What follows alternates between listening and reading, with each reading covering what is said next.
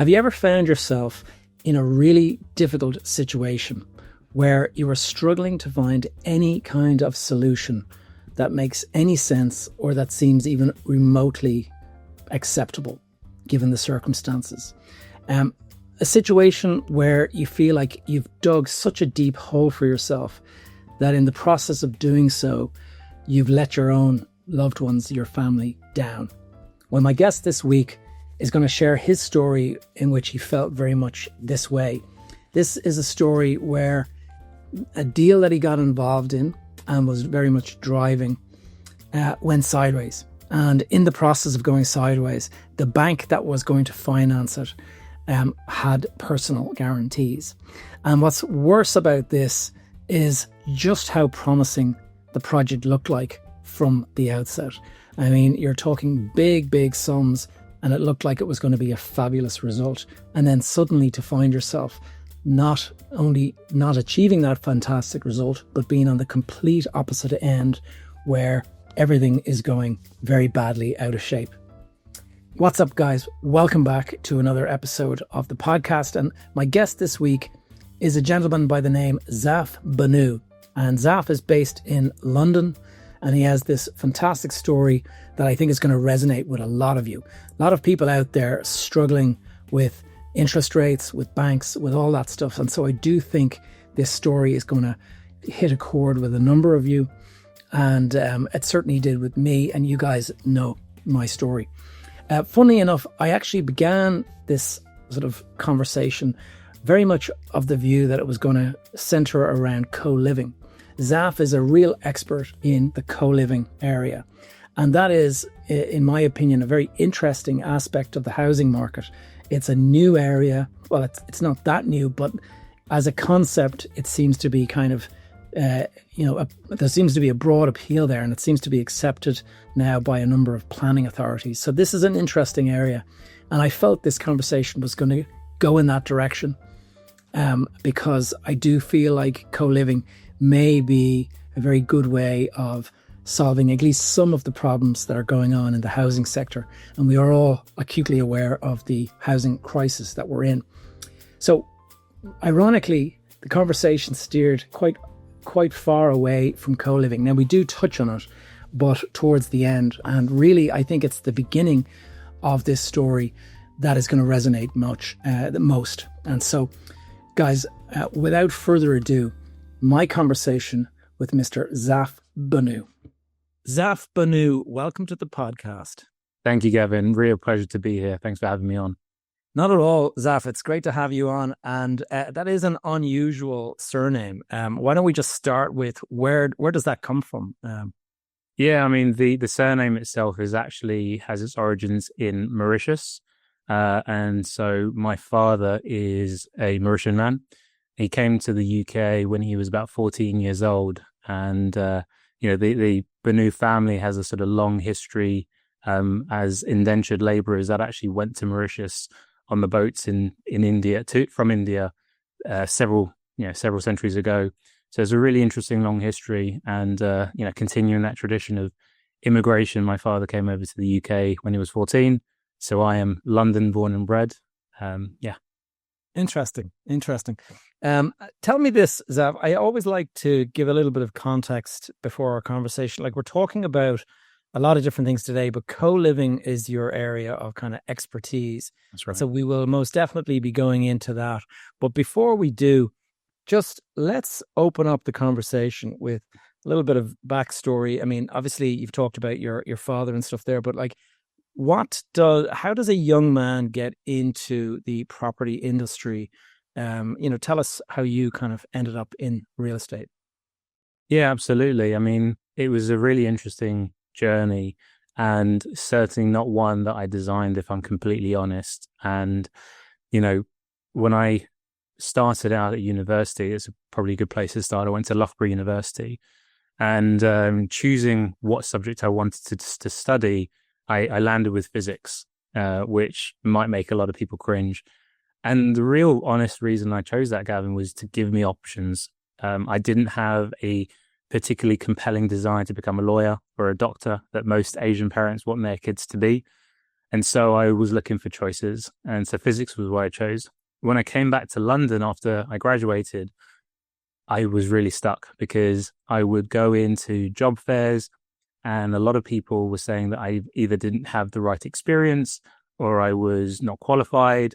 And it was honestly by sheer chance that I stumbled across a company who was promoting their project management work stream.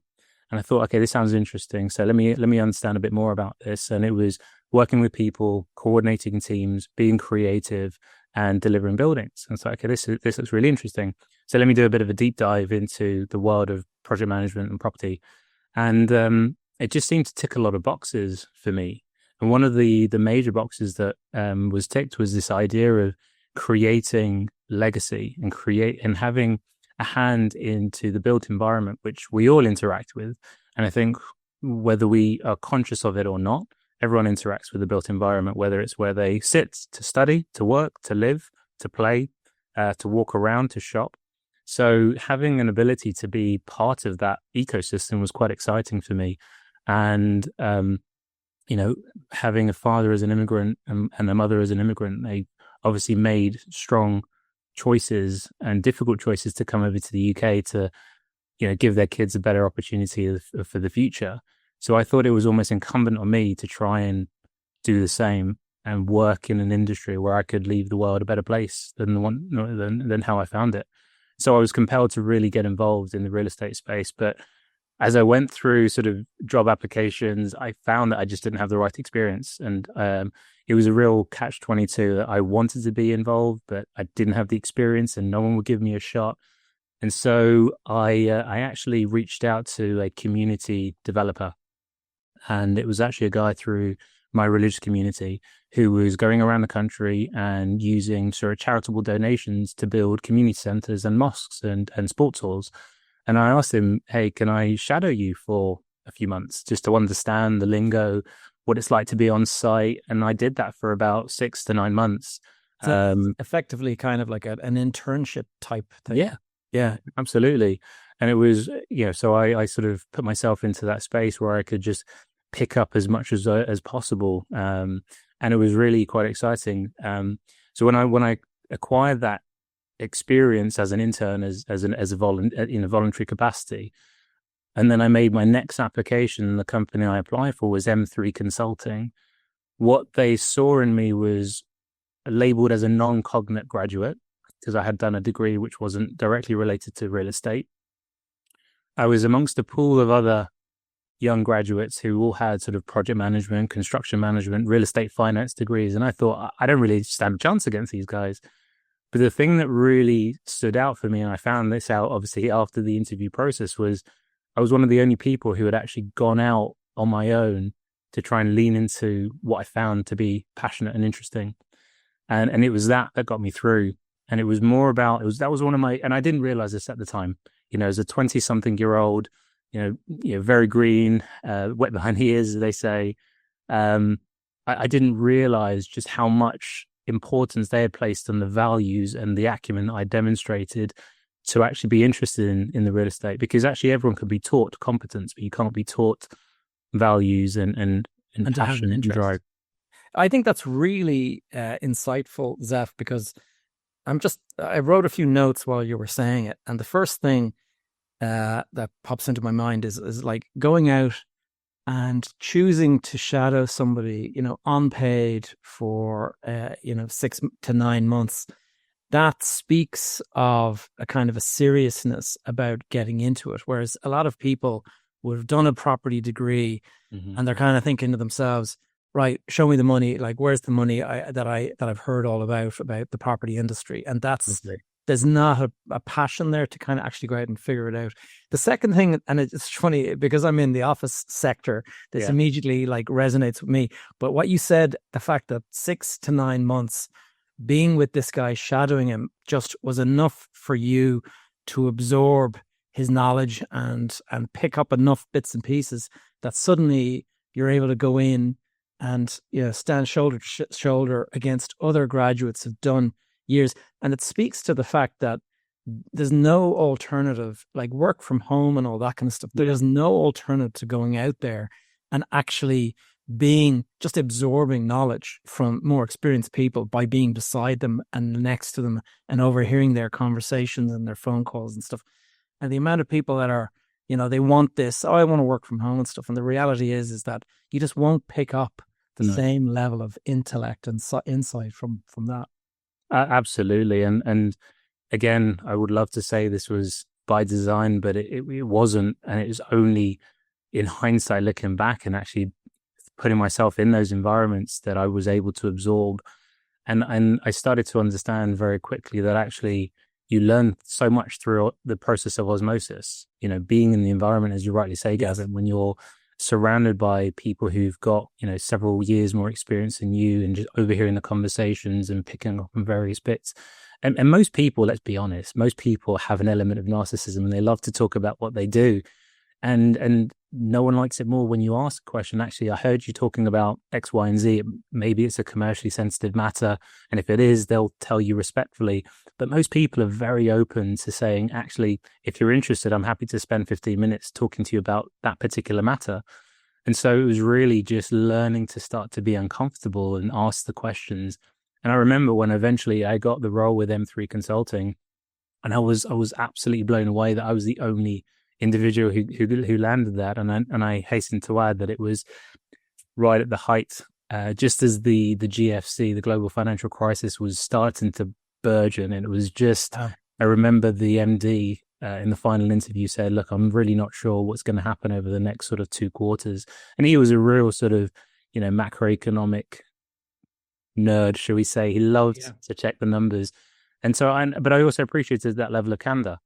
Because I kind of knew what I was going into. And at the time, after 4 months, I had to take a short period of sabbatical because actually the GFC hit so hard and they were forced to sort of restructure. I'm happy to say that I was able to come back into the organization after a short hiatus, but, I knew what I was going into. And I'm so grateful for that, because it almost sharpened the value even more so, because it was like that fragility that everyone was in going through that global financial crisis. And, I'm fortunate that notwithstanding present day was the only sort of major sort of economic downturn that I've had to endure. Look at you. This is like the third that I can, or actually I can remember 4. I'm old enough now to remember, although I was quite young at the time, but I remember the 1989 crash. It was the currency crisis, and next minute interest rates shot up to like 50% overnight. Gosh. And it was just absolute chaos. And I can remember speaking to people 5 years later. There was a chap who came to work in the architectural firm that I was working in, and he had a home in England that he was unable to sell because it was still in negative equity 5 years after the crash. And so he was just like, he had rented it out and he was basically just paying the mortgage, and he wasn't unable to get out of it because he still had negative equity in the deal. So, and that was his own home as opposed to, people investing. Yeah. Scary. And Zaff, one thing that just stands out, because I had a quick look at your LinkedIn profile, and when I was looking at it, I was kind of saying, wow, development manager, M3 Consulting, development manager, Blackstone Group, head of development at Spaces.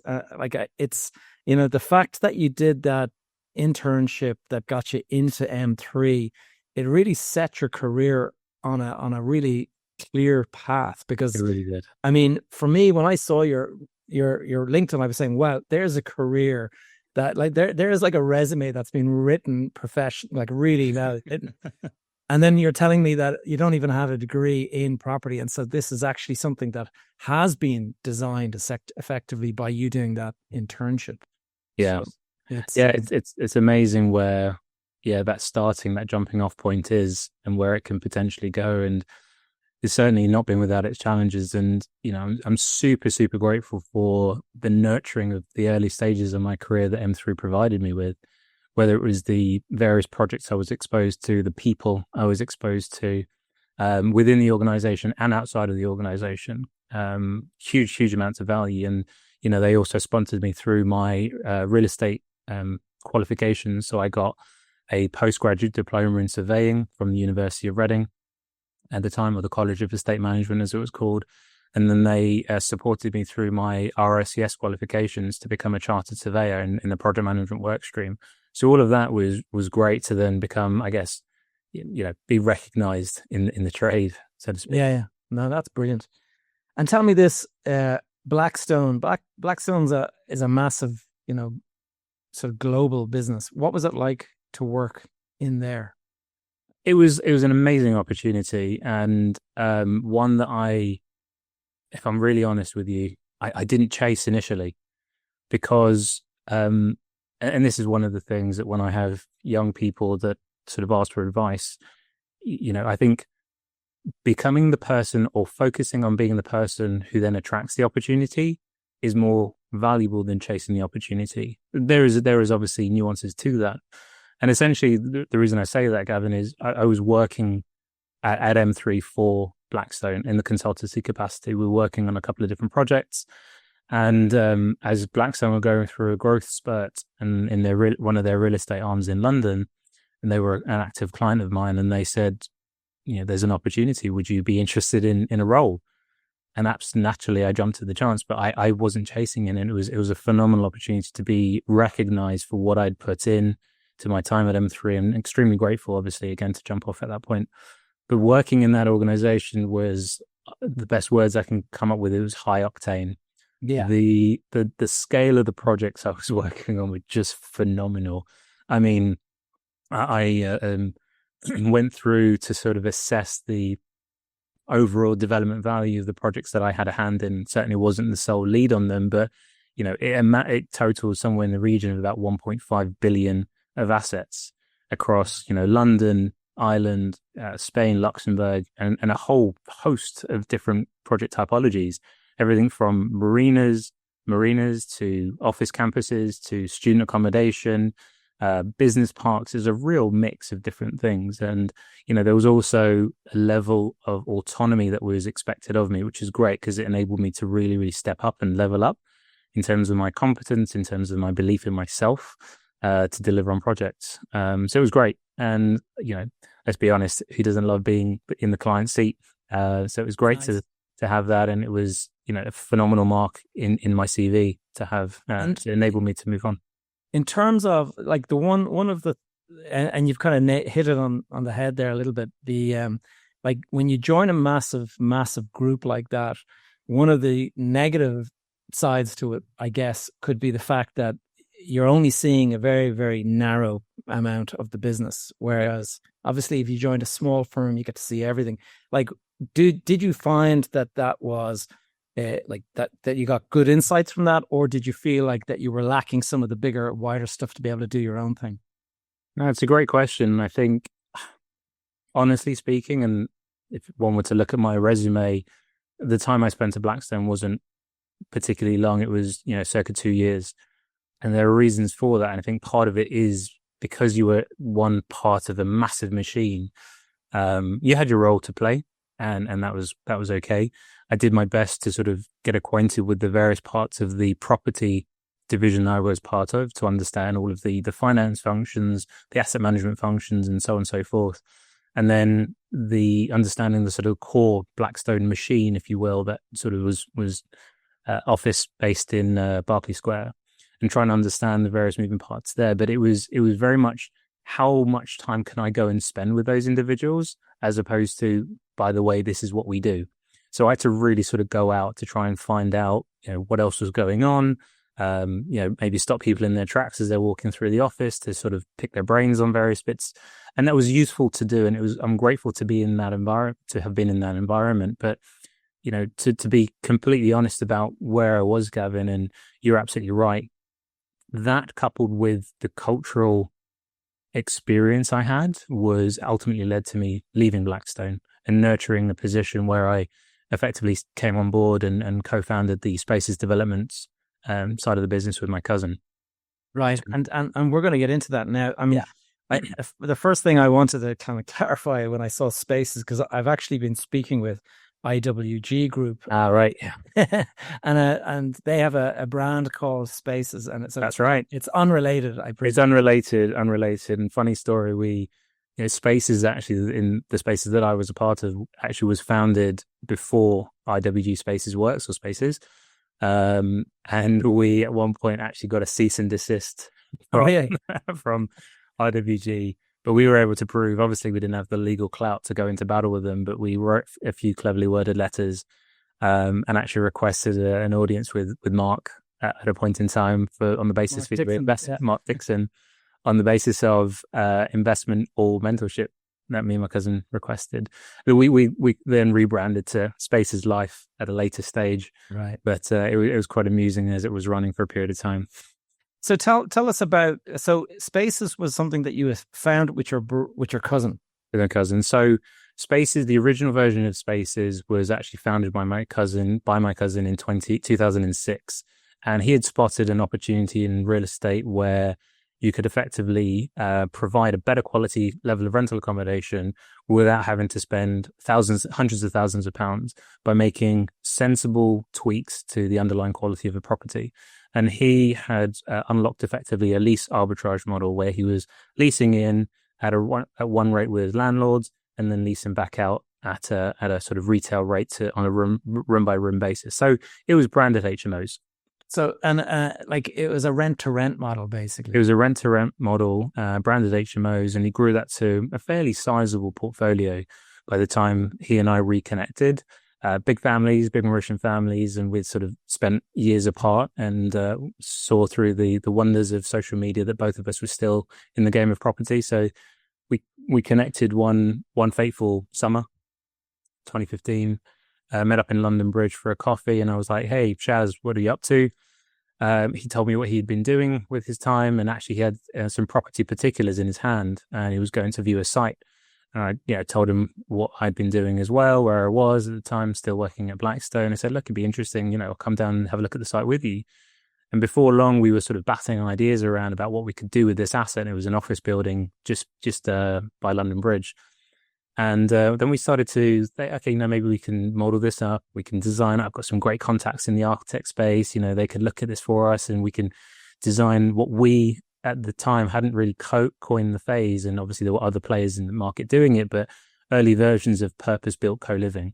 And this was in early, mid 2015, before it really became, what it is today.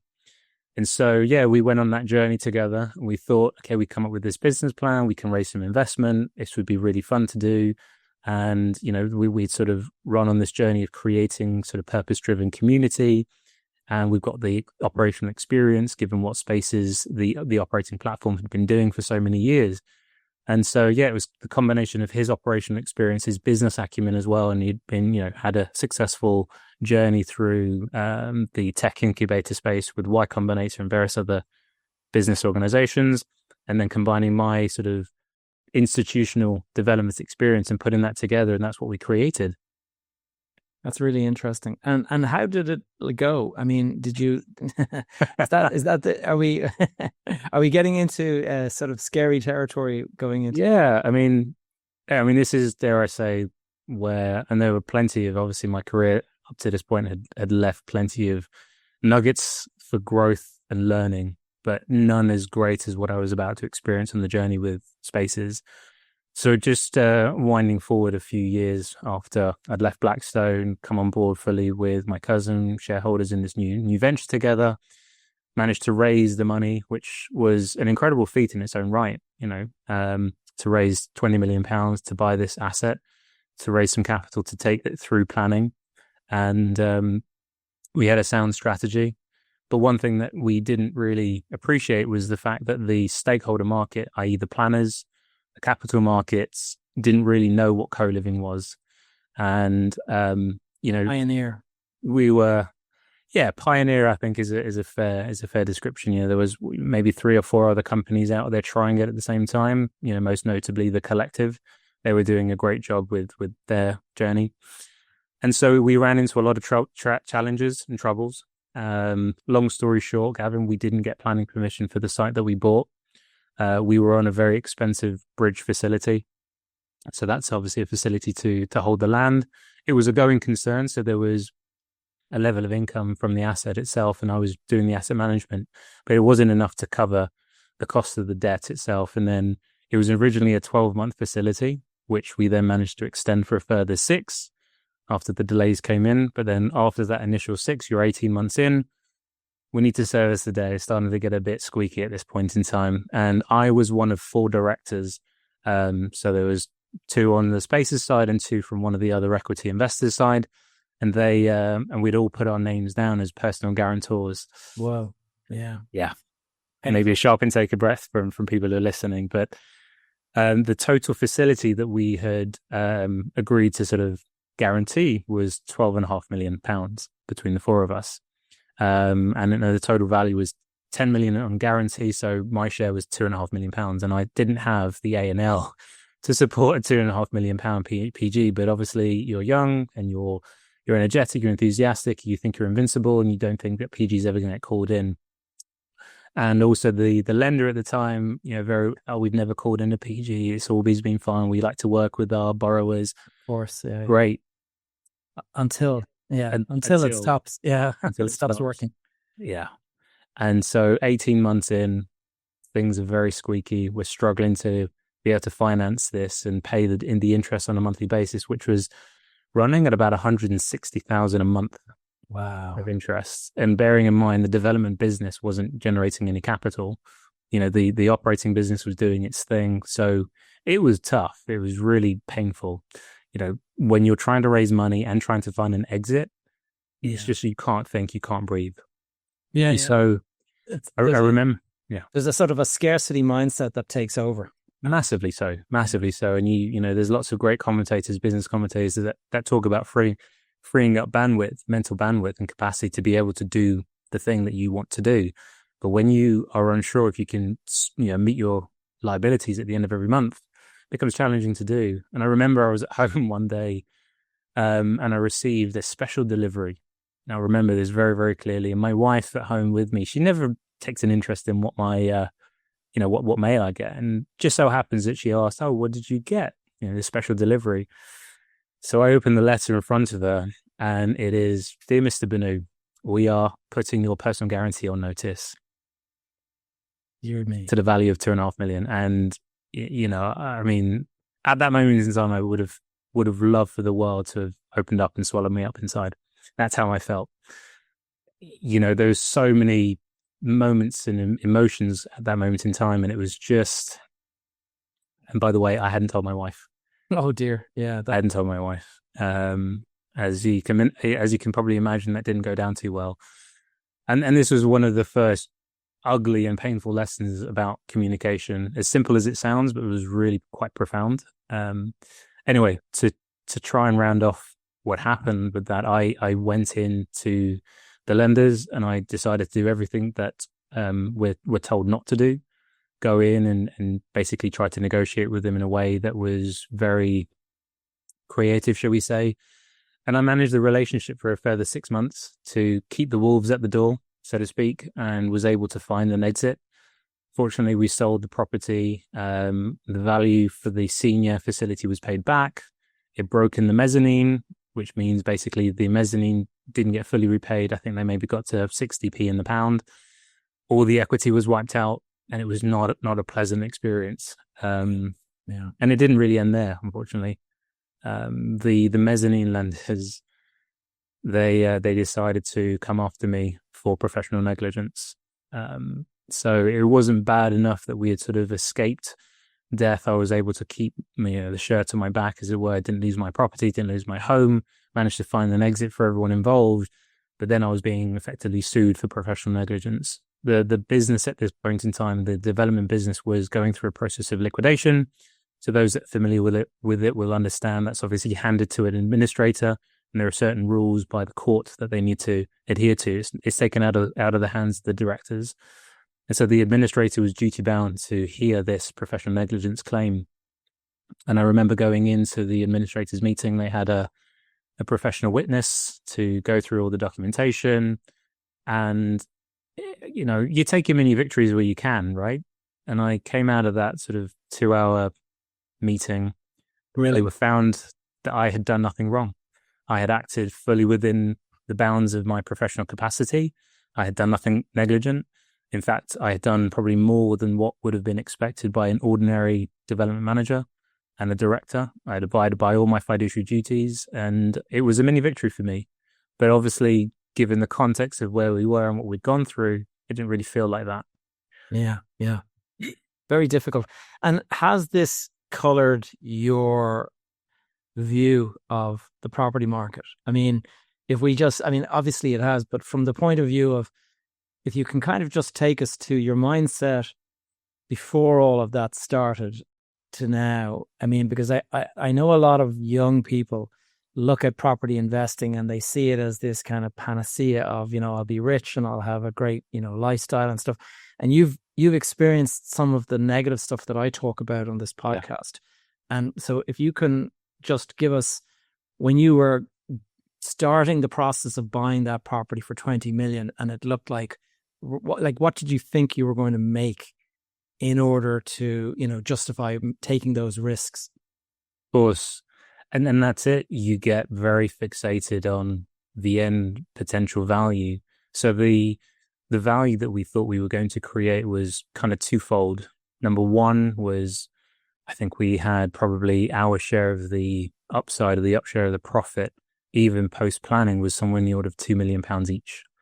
That's a significant uplift, because we were able to take the asset value from, I think, 20 million pre-planning to maybe 35 post-planning. So there's a big delta. And then if you bring in great development finance at that stage, you can then potentially pay down some equity, or you can just keep it as paper value. So that was kind of, blinded us, shall we say. And the second was the idea of being one of the first, if not the first company to get a co-living consent in London. Yeah. And to be one of the pioneers in this new sector that would be the future of living. And I think, this was around the same sort of time that you saw the likes of WeWork exploding in their global growth and domination in the co-working space. And you thought, that's really cool. That's really exciting. I want a piece of that.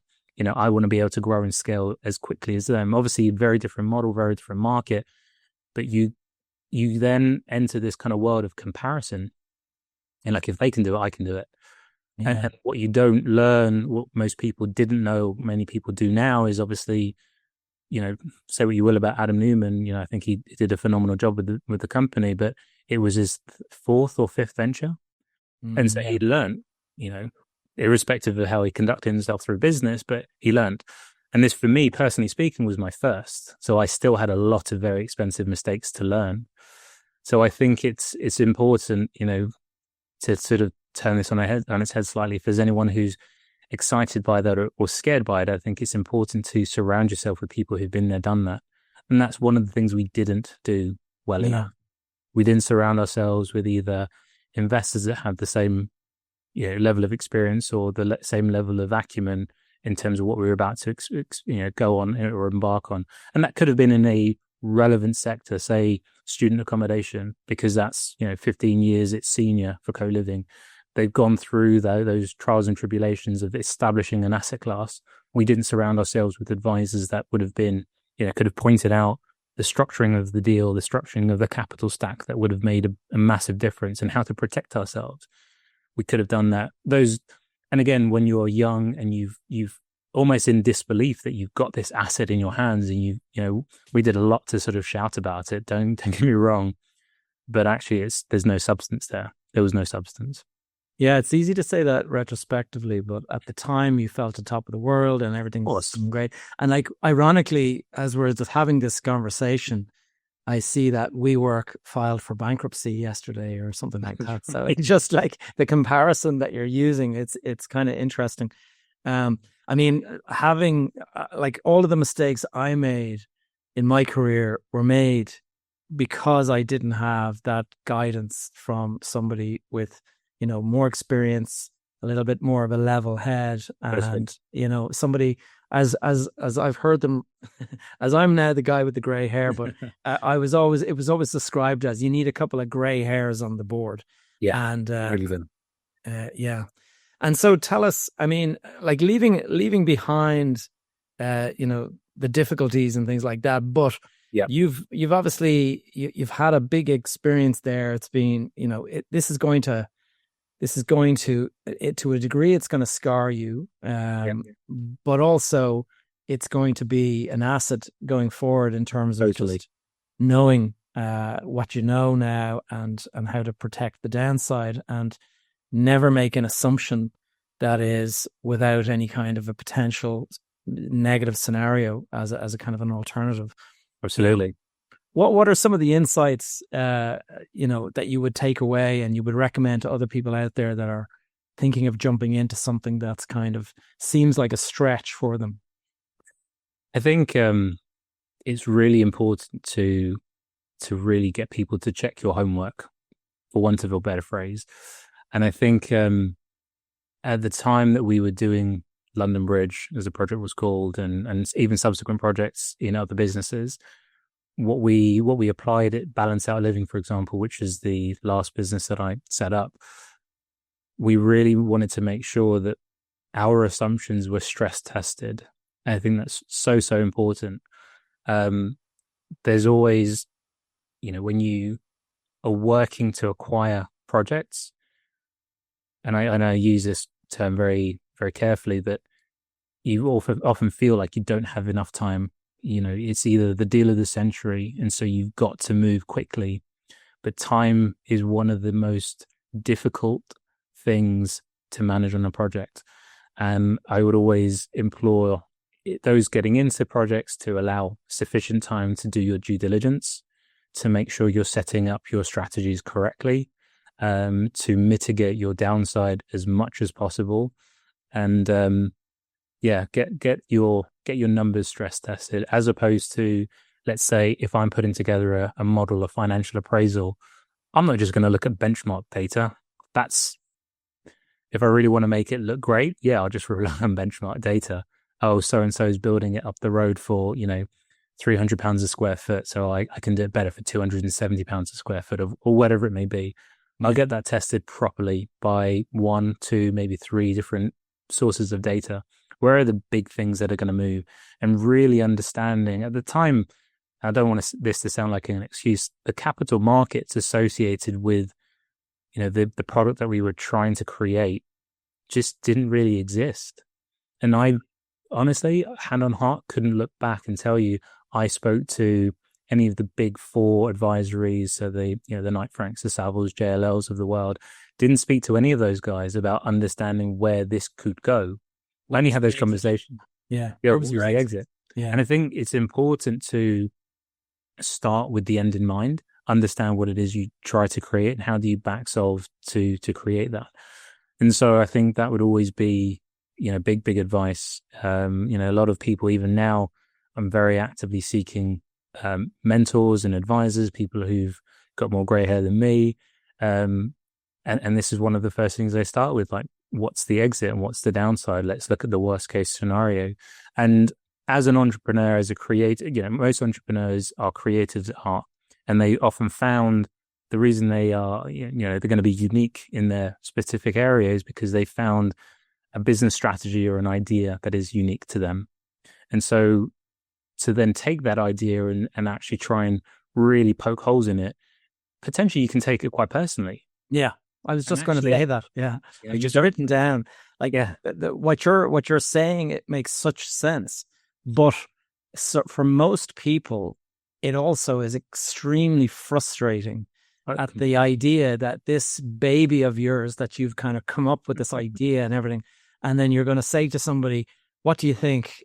And you're hoping that they'll come back and say, wow, man, you're amazing. Like, you're phenomenal. You're so out there. And then instead you might get something like, I don't really see it working. How are you going to exit from it? And you'd be like, you just don't get it. You know what I mean? This is the attitude that a lot of people have. Totally. And I think you need to almost invite the conversations, like, tell me where it's going to go wrong, please. Tell me, like, poke holes. And those that will, be yes men and women are not going to add value to you. You want the people who are going to be the pessimists, that are really going to poke holes and say, actually, I don't think it's going to work because of XYZ reason. Then you can go away and you can figure out, how do you deal with XYZ reason? These are my mitigating measures. This is what I can do. And that applies to everything in life. I think it's really important, whether it's, starting a property business or any other business, like help me pick holes and tell me how this is going to fail Yeah. so I can figure out. It's so important. And I can tell you the deal that went worst for me, I was speaking to one of my cousins who I work with about it. And I can remember saying, what do you think? And he goes, it's really interesting. He says, I'm not sure if you'll make any money on it. I think possibly the people who'll make money on it are the next people that you sell it to. And I did not want to hear that. Like, I was like, you don't know anything. Like, you don't know what and the reality is he was absolutely right. The guys ended up buying this thing off me at a fraction of the value that I had paid for it. And of course they've turned it into a success, and so it's frustrating, but it's very telling that you'll get sometimes the advice you don't want to hear is the advice you need to listen to. Absolutely. Absolutely. And I think it's, one of the things I would implore anyone starting a venture or even buying a new project is seek out the advice you don't want to hear. Yeah. Because that's really where the value is. Nobody, there's no point in going to seek sort of what's the term? Positive bias. Yeah, that's it. Well, the thing is that like this, I talk about cognitive bias so often, yes. and there's so much of it out there that you're completely blind to it, and you need people that are going to kind of like open your eyes and kind of, and the reality is like I say, a lot of the time you're not going to want to hear it, or you're going to view their advice as kind of like negative or critical, as opposed to seeing it for valuable insight. That and so it's just having an open mind. I read a lot of Stoicism in the I have this book, The Daily Stoic. I read every morning a page of it, and it's a brilliant book. But what it does is it just makes you realize like that there's stuff that's going to happen in your life that you have no control over whatsoever, and you just have to accept that. Yeah. And I think people they fail to remember that, and they think that they're going to build this career that's completely controlled. They'll never see a negative downturn. Everyone else out there who's experienced a downturn, well, I'll be the one that sidesteps the downturn and never sees it coming, Yeah. So tell us this, Zaff, after going through the extraordinary stress and all that kind of stuff, like give us some, I did a talk recently, how you and I came to know each other. Yeah. I gave a talk on resilience, and I'm curious to know, obviously, my talk, perhaps it resonated with you, but some of the takeaways from your experience, how do you move forward now? How do you deal with stress? What's an important way of dealing with the challenges? Obviously, you have your personal issues with your wife that you've had to try to kind of deal with, but also there's the financial stuff as well. Tell us how you're dealing with all of that. Yeah, it's been a journey. For sure, and you're absolutely right, Kevin. This is one of the things that when I heard you speak, it really resonated with me. And just to sort of wind back for a little context, it would have been 2018, late 2018, early 2019, and I felt very torn in my life. I was still, trying to do right by my family, my wife, my business partner at the time. And it felt like I couldn't really satisfy any of these parties. And I actually felt suicidal. I was in a really bad state of mental health.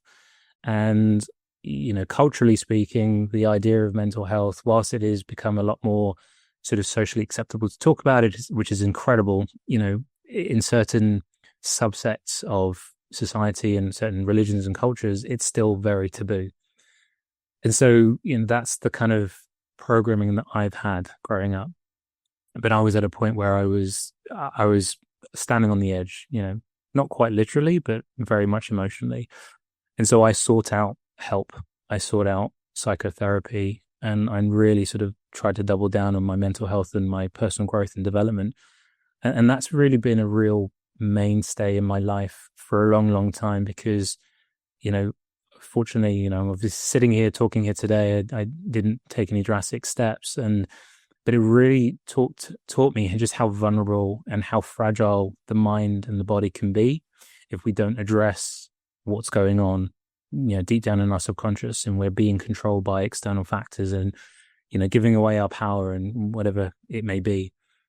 And so, yeah, it's been a real journey of building up a set of tools for, to be resilient. And that's been a mixture of, one-to-one talking therapies, group therapies, events like Tony Robbins, Unleashing the Power Within, affirmations. I do now daily meditations, breath work, cold exposure, all of which have been scientifically proven to really help the body in terms of settling levels of your cortisol, bringing your baselines back down, also tapping into your levels of subconscious. And I think, this idea that I think a lot of people I talk to about the idea of mental health and meditation specifically, more often than not, 9 times out of 10, people say actually they just can't stick with it. They can't sit with it. They get very distracted very easily and their minds tend to wander. And so, I think that's, it's one of those things, it's consistency. Whatever you do, you have to be consistent at. And I think that's a really important part of making sure that if you're, building a business or, you're starting another venture or whatever, or just, continuing the same job that you're in at the moment, it's being consistent. It's showing up on a daily basis and making sure that you're putting in the time to make sure your knife is as sharp as it possibly can be. Stephen Covey talks about, 7 habits of highly effective people. And one of them is sharpening the knife. And you've really got to take the time to do that. Otherwise, you do feel like that blade becomes blunt over a period of time. Yeah. So that's one of the things that's been really important to me. And it's helped me really sort of improve the quality of the relationships in my life, both personally and professionally. It's allowed me to have difficult conversations and be vulnerable with people. That has really unlocked a completely new layer of opportunity for me, to the point where now I'm very, I don't have a catchphrase, but I certainly would be saying that my vulnerability is my superpower. And that's been a huge thing for me, whether that's been, asking for new investment for new opportunities to progress my career, to progress my business, whether that's, looking for partnerships, and also the power of being able to say no and stand in a place that actually the business structure that's being proposed in front of me is not right for me. It doesn't align with my values. And it's really something that it needs to be tweaked and adjusted so that it does align with me.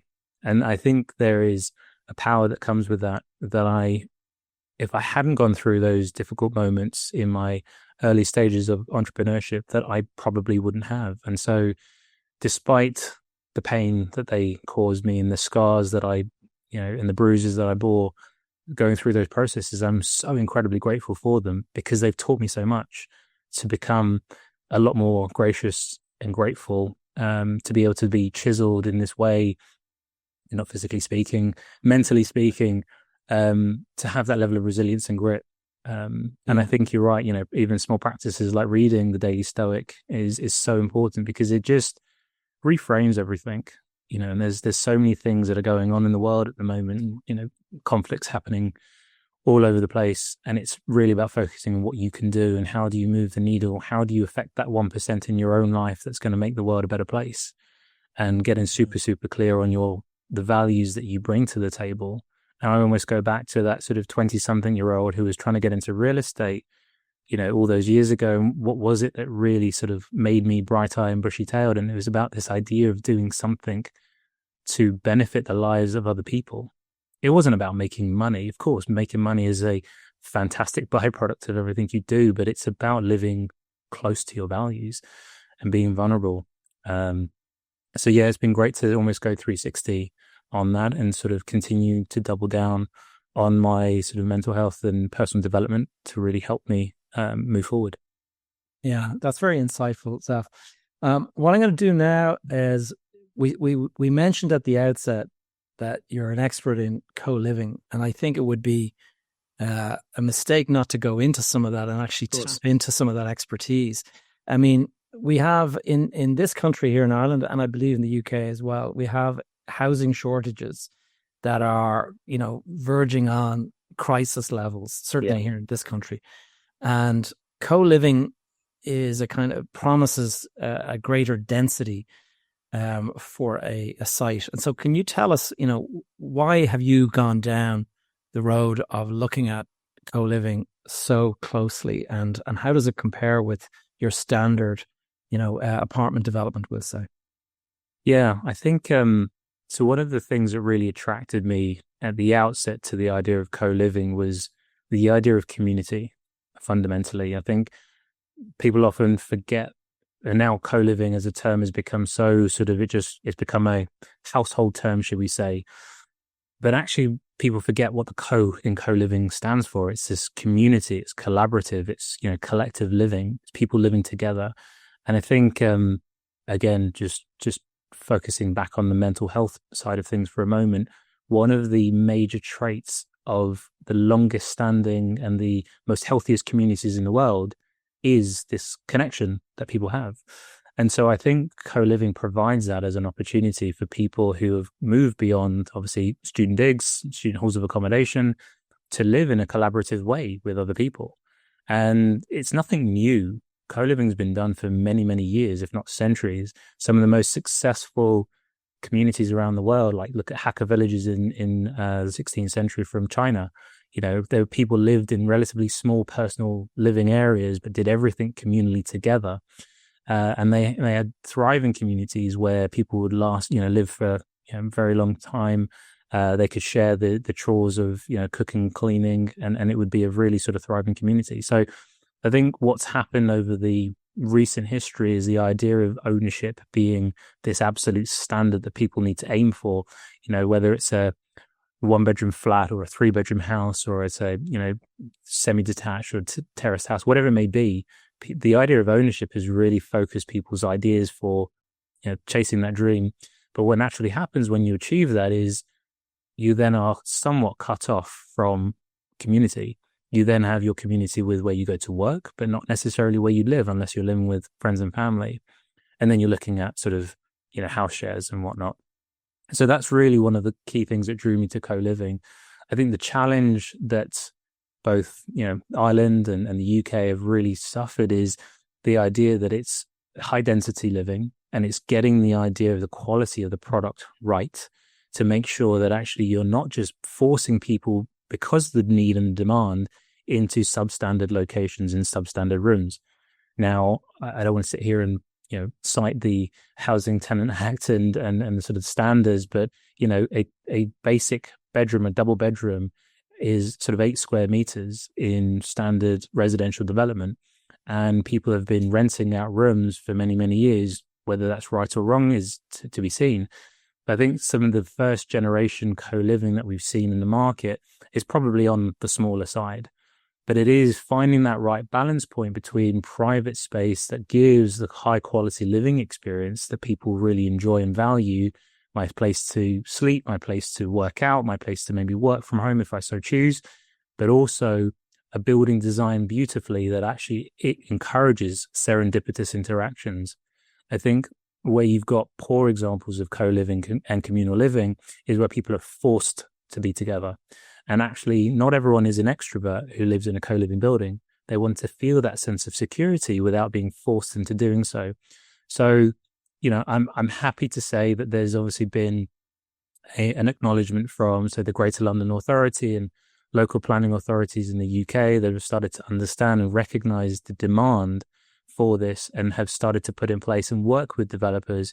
It's not always easy, but working with developers on sort of working out a standard from a design perspective of, what kind of sizes the rooms should be, what kind of sizes the amenities should be, and where they should be dotted around a building. So, I think the opportunity where we are at the moment, call it generation 2, generation 3 co-living, is still, there's an absolute weight of demand for people getting into the rental sector as the opportunity to buy is getting further and further out of reach now. I don't even know what the latest statistics are in terms of the cost of houses outstripping the rate of earning, and obviously mortgage rates don't necessarily move, and we're in a high inflationary environment, so really chances of first-time buyers getting on the ladder is becoming slimmer and slimmer. Yeah. So renting becomes a natural alternative, but I think the market is currently benefiting, sad to say, from the simple fact that people can't afford to buy. And so what that creates is this kind of high frenzied environment where you, for every apartment, be that sort of a standard block or a standard studio, be it in a co-living building or a standard multifamily, where you've got maybe 25 applicants for a single apartment. Wow. The kind of level of demand is absolutely crazy. And so if you're a greedy developer, not to sort of get anyone's backs up, this is a great opportunity, right? Jack up the rents. There's going to be demand. People will take that from you. But then it's a question of, actually, is co-living just high density profit maximization, or do you have a greater social conscious as a developer to develop a product and to deliver a solution that is more financially sustainable for your consumers? And you create a sticky product that people love and they want to stay in for a long, long time because you're genuinely taking care of their needs. And this is where I think a lot of people thought that co-living only could work in high density city centers because of the limitations around space and the planning and design constraints. But actually, if you design it well with the right product, i.e. the right price point, the right level of amenity, it can work anywhere because people want to live with people. And that's the fundamental that needs to be remembered. Community exists anywhere and everywhere. So I think the market's got a huge amount to mature. I'm really sort of glad to be a part of, one of the early movers in the space. And hopefully I can continue to sort of share my thoughts, opinions, and voice, and creating a product that people, the consumers, more importantly, love, and they feel that they're looked after rather than taken advantage of. I think there is an obligation and a responsibility that all those who are developing co-living and operating co-living also see the same, because otherwise you'll create, just a lopsided, very unsustainable, financially inaccessible market. Yeah, it's interesting. I mean, the first time I came upon the whole idea of co-living was, and you mentioned it already, the Collective in Old Oak, Reza Merchant, and he was incredibly successful. Very much so. But I understand, like over the long haul, it actually didn't work out so well. I think their operations model didn't really wasn't really dialed in. Is that correct? Yeah, I think take nothing away from Reza Merchant and the team at the Collective. They did a phenomenal job in sort of getting co-living on the map. I think it was, it takes a brave, pioneer to sort of, go all out and put the head above the parapet and try to do something. And naturally that will come with making some very expensive mistakes. And unfortunately, the Collective made some expensive mistakes, predominantly around the operating model. I wasn't at the foot of the bed, so I'll reserve comment. But I think the concept was not wrong. The execution and the business model around the way in which the operating costs were structured, yes, that could have been improved. And I think this is where you've seen a massive emergence in white label operators. So that's basically, if I have a building of maybe 200 to 300 co-living units, it doesn't make sense for me to build my own operating platform, because the cost of people, energy, and all of that is not going to be value accretive to running that building efficiently. Yeah. But you are seeing now operators who do have several thousand units under operation, that they are working with different brands, so they can be the faceless brand, a faceless machine behind the brand. And this is where you're starting to see, certain generation 2, generation 3 co-living that are becoming a lot more successful because they've learned from those mistakes. And it is people like Reza Merchant who kind of paved the way for success for a lot of others to learn from them, from his mistakes. So, a huge amount of credit and respect for him for doing that. And Zaf, you mentioned that you talk about this kind of stuff. I mean, do you actually write about this? Could people follow your content if they wanted to learn more about this kind of thing? Yeah, there's. I would love to write more, and it's one of my resolutions and goals to do more and share more. I do have some content on my LinkedIn page of articles that I've posted over the recent years. My Instagram is sort of getting up and running as well, so people can follow me on Instagram also. And also, if people are interested in diving into some specifics about my journey, I'm very open and happy to be contacted directly also. And Zaf, we'll bring it to an end now. I'm conscious of the time. I'm thinking I usually ask this question of people who are a bit older, and so this might kind of not make a huge amount of sense. But what age are you now? I'm just the right side of 40, Gavin. I'll turn 40 next year. Okay, well then I think this question will work for you. Take us, knowing now what you know, and all of the experience you've gained and everything like that. If you had an opportunity to speak to 20-year-old Zaff, what advice would you give? I would say that it's okay not to be okay. I think I grew up with this need and this idea to conform and to be okay and to show that I was okay. And that was painful and challenging and needing to suppress who I was. And naturally had an impact on reaching out for help, whether that was with peers, be they professional or personal. And I think it's one of the things I try to. I'm very grateful to have 3 beautiful children that I tell my oldest, my son, who's 10, that it's okay not to be okay. It's okay if you need help. And actually, one of the most courageous things anyone can do is to ask for help. And, like any young gun, you want to try and demonstrate that you can figure this out on your own. And that's okay if you can't. And I think people can make greater progress by learning from those around them and asking simple questions, often the dumb question. And I say this all the time, but sometimes I never take my own advice. There's no such thing as a stupid question. Brilliant. I think that's a great way to finish our conversation, Zaff. Thanks so much for your time today. I'm going to put a link to your LinkedIn and your various kind of social media things. Is there anything else that you want to add before we close out the conversation? I'm extremely grateful for the opportunity to speak with you, Gavin. You've had some phenomenal guests on the podcast so far, so I'm grateful to be a part of the journey. And I think, just to leave listeners and viewers with the idea of, following passions and try to do the work to understand what your goal in life is, what your vision is, what your why is, and always check every step along the way. Am I living my why? Is what I'm doing in accordance with my values? And I think the moment you start to feel a deviation from that is the moment you need to either get some help, get some advice, or check your strategy. And we'll leave it at that. Thank you, Zaff. Thank you so much. Much appreciated. Guys, I hope you enjoyed that conversation with Zaff. Anyone facing any kind of difficulties like this, it's really important that you go out and seek help. Don't try to deal with it by yourself if it's starting to get on top of you.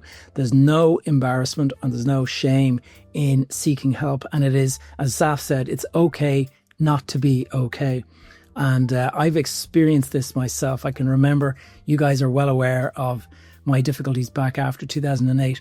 I can remember facing into this situation, and I can remember what a dark place it can be. And so seeking help is the way to go about it. And don't be that person who kind of thinks that you can weather the storm. It's no harm just going out there and just getting a bit of help. Somebody just to listen, if that's all it takes. So guys, wishing you all a very peaceful and prosperous next weekend. And until next time, take care.